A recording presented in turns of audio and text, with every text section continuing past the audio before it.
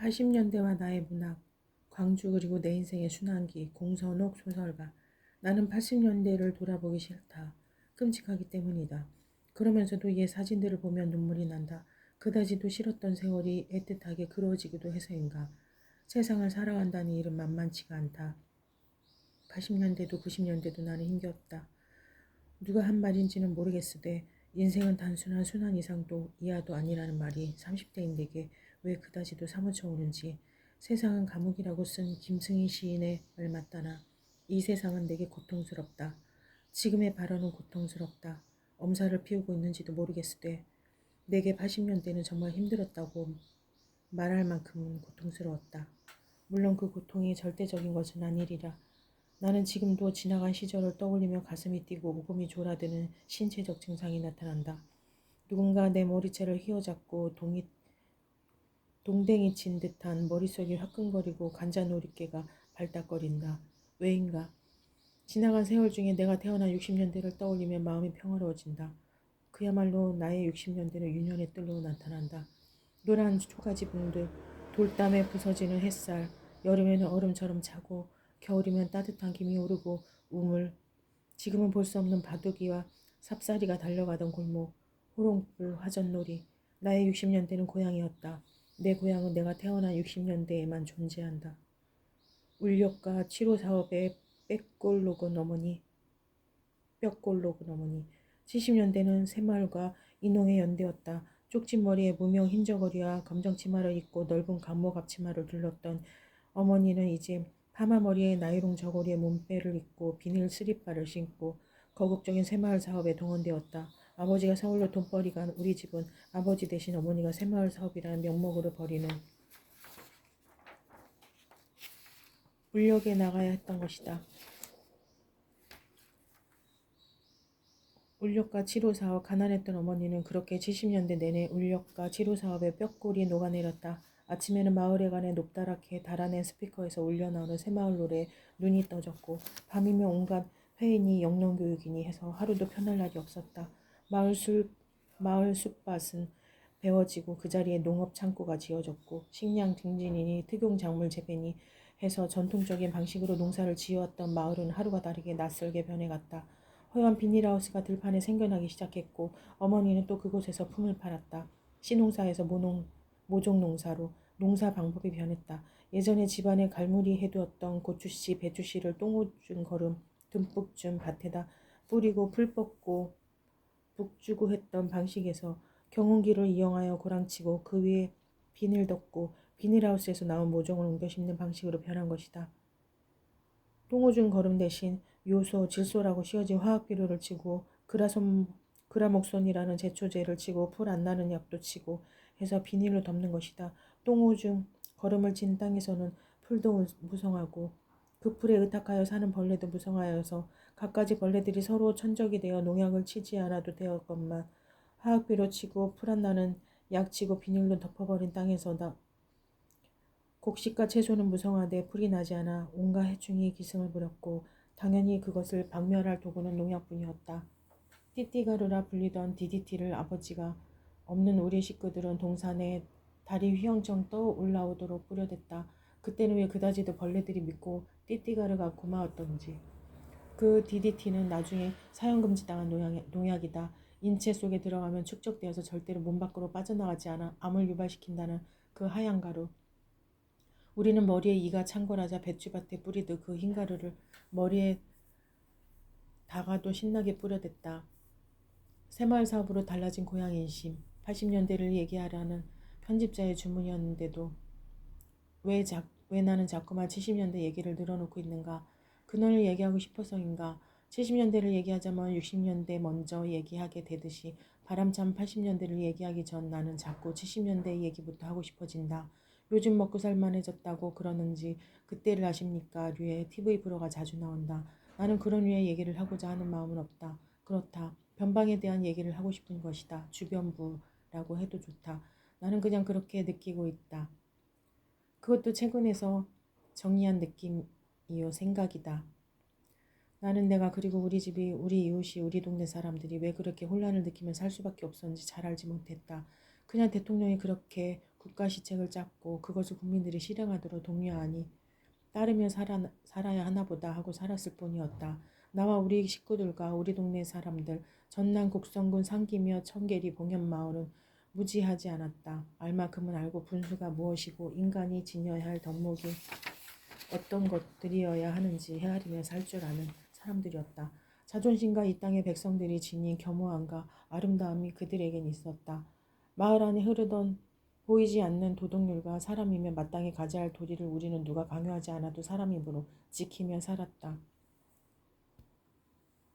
그런데 어느 날부터인가 우리 마을에 이상한 공기가 흘렀다. 새마을 구판장이 생기기 전 마을 앞에 주막이 있었어도 싸움 한 번 안 탄 사람들이 대통령 특별사업으로 구판장이 생기고 마을 안길이 넓어지고 지붕이 초가에서 스트레이트로 바뀌고 돌담 대신 블록담이 세워지고 살인문 대신 양철대문을 다는 동안 마을과 마을 사람들이 변해보는 것이다.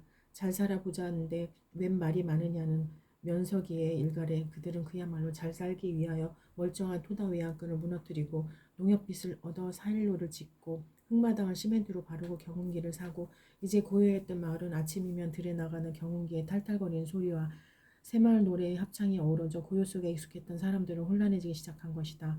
평화가 깨어졌고 공동체 안에 흐르는 보이지 않는 규율을 우리가 살아가면서 지켜야 할 더 높은 덕목이라 여겼던 마을 사람들은 이제 잘 살아야 한다는 덕목을 이전에 덕목이 얹었다. 사람 좋다고 칭송받던 세터 양반은 태비중산에 협조하지 않았다고 마을 사람들이 보는 앞에서 면에서 나온 공무원들에게 징치를 당했다. 그런 국가식 체계에 협조하지 않는 천하의 게으름뱅이로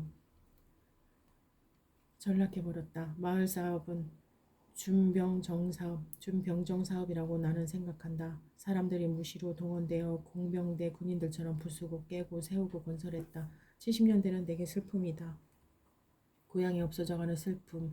명절 때면 부산 신발공장으로 서울 구로공단으로 국민학교만 졸업하고 올라갔던 친구들이 내려와 쓰던 부산말, 서울말들, 최연의 앵두를 어린 나이임에도 능숙하게 불러제끼고 술을 마시며 춤을 추어대던 내 어린 동무들, 그들이 돌아갈 때쯤 마을 아는 언니 오빠들, 따라 나서는 동생들이 도시가 어느 곳인지 알지 못한 채 지겨운 시골을 떠난다는 것만으로 좋아서 신이 났다. 그리고 한 번 떠나 그들은 다시는 고향에 돌아오지 않았다. 시다로 미싱사로 산업 여건으로 그들은 70년대와 80년대를 살아내야 했던 것이다. 내 동무들이 그렇게 공장이 있는 도시로 나갈 때 나는 무슨 배짱으로 학교를 다니겠다고 도시행을 감행했는지 아버지는 이왕에 고등학교를 갈 바에야 상고를 가라고 하셨다.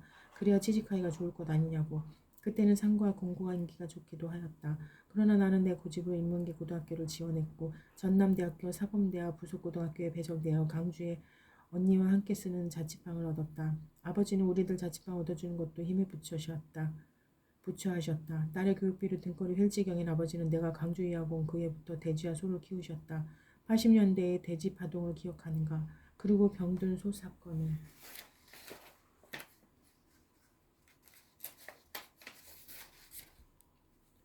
아버지는 부쳐먹을 농토도 없고 해서 딸의 도시 유학 자금을 데려오 짐승을 키웠는데 그 짐승들이 자꾸만 죽어갔다. 아무도 그 소가 왜 죽어간지 영문을 알지 못했다. 진상은 세월이 한참 지난 후에야 밝혀졌다. 병든 소 수입 사건의 주모자들이 누구였던가. 축산 실패로 아버지는 병을 얻었고 이후 어머니가 돌아가시자 시름시름을 앓다 끝내 어머니의 뒤를 잇고 말았다. 옆방 남학생은 끝내 돌아오지 않고 80년대 전부는 내게 강주뿐이다. 80년대는 어떻게 얘기해야 하나. 나의 강주를 어떻게 무슨 수로 말해야 하나. 9살 때 국민학교에 입학했으므로 나는 1980년에 18의 나이로 고등학교 1학년이었다. 중국의 문화 대혁명 같은 분위기의 고향을 떠나 난생 처음 도시생활을 시작했다. 80년 강주, 도시 내 이후 생을 순환이라 명명한다면 그 세 단어야말로 순환의 전부라고 해도 지나치지 않으리라. 80년 강주, 나는 그때 강주에 있었다. 그해 4월 시골 아이가 반에서 성적이 10등 안에 들었다고 선생님은 나에게 아침 조회 시간에 교직원 장학금이라고 씌워진 봉투를 주셨다. 봉투 안에는 10,000원이 들어있었다. 나는 그 10,000원을 들고 시골집에 가서 부모님께 드렸다. 그때 동네방네 자랑하고 다니시던 우리 어머니 모습이 떠오른다. 그리고 5월 난리가 났다. 북한 괴뢰 집단의 사주받은 불술분자여 폭도들이 난리를 일으켰다는 것이다. 헬리콥터에서 뿌려지는 삐라의 문구는 사뭇 무시무시한 것이었다. 그러나 나는 웬일인지 즐거웠다. 학교가 문을 닫아서 학교 갈 일도 없고 사방이 막혀 고향집에도 갈 수 없었던 언니야 언니는 그때 강주 고속이라는 버스에서 안내양으로 일하고 있었다. 나는 곧잘 자취방을 나와 대로변에 나가 시민군의 행렬을 구경했다. 밤에는 자취방 옥상에 올라가 함성과 불길이 치솟는 시내를 내려다보며 알 수 없는 흥분에 사로잡히기도 했다. 때로는 시장에 나가 시민군에게 줄 밥을 짓는 시장 아줌마들을 돕고 나서 밥을 얻어먹기도 했다. 왜냐하면 그때 우리 자취방에는 식량이 바닥났고 취사덕으로 쓰던 석유골로에 석유가 떨어지고 부식을 구할 수 없었기 때문이다. 그때 우리처럼 자취하는 학생들 중에는 밥이 없어서 시민군 행렬에 참가하기도 했던 경우가 많았다. 내 옆방에 자취하던 남고생은 그렇게 5월에 사라졌다.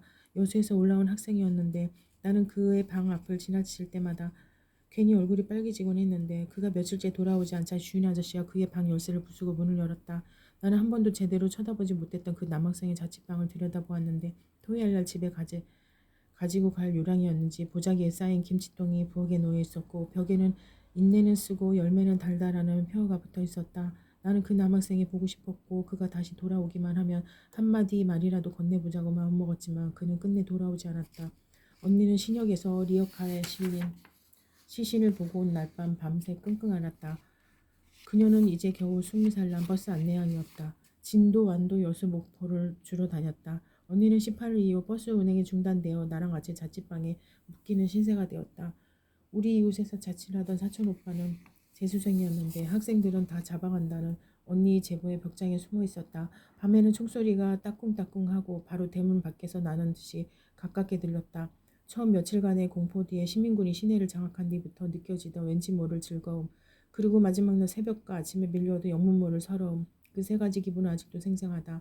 대학 중 때 버스 안내한 결혼, 그리고 6월 문을 닫았던 학교가 다시 문을 열고 우리는 전남대 정문을 지키는 헌병 아저씨들과 인사하며 학교를 오갔다. 모든 것은 예전 그대로였다. 돌아오지 않는 옆방 남고생과 전남대 정문을 지키는 군인들만 빼고는. 1983년 전남대 학교에 입학하였다. 돈이 없는 현실의 공포는 여전하였다. 아버지는 내가 고등학교 진학할 때 그랬던 것처럼 정대학을 가려거든 교대를 가라 이르셨다. 그러나 나는 또 내 고집대로 전남대 입학원서를 쓰고 말았다. 지금 생각하면 그때 아버지 말씀대로 교대 나와서 시골 국민학교 선생님이 되었어도 좋으련만. 사실 아버지께 말씀을 안 드렸지만 나는 광주를 전라도를 떠나고 싶었다. 그 유일한 길은 서울로 대학을 가는 것이었다. 그러나 돈이 없었다. 당장 서울 갈 차비도 없었고 어려운 집안 형편에 서울 유학을 가겠노라고 말씀드릴 용기도 없었다. 서울대 학교에라도 합격한다면 또 모르겠으되 내 학력고사 성적은 그다지 신통지 않아 이래저래 나는 광주에 주질러 앉을 수밖에 없는 신세가 되었던 것이다. 치킨버스 안내원을 하는 언니에 비하면 나는 호강의 초침 팔자이긴 하였다. 그런데도 나는 광주가 싫었다. 견딜 수 없이 답답하였다. 나는 그 이유를 알 수가 없었다.